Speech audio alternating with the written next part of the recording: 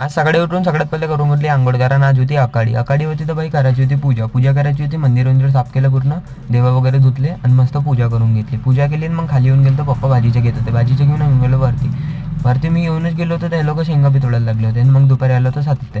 आणि हा खेळत होता ग्रॅनी खेळत होता. मग तेवढ्यातच नाही का घरी जायची होती, मग पाऊस येऊन गेला. तर मग हा वाट पाहत होता घरी जायची. मग जाऊ द्या. मग गच्चीवरून गेलो, कढीपत्ता तोडायचा होता. बाई पाऊस पाहून कसा येऊन राहिला.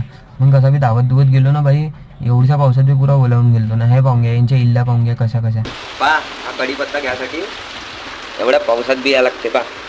मग आज होती आकाडी होती तर आमच्या घरी राहते कवरी. मग आम्ही कवरीची पूजा करत होतो. कोणाकोणाला माहिती आहे हे कवरीची पूजा कमेंटमध्ये सांगा आणि बाकी सिनेमॅटिक चेक करा.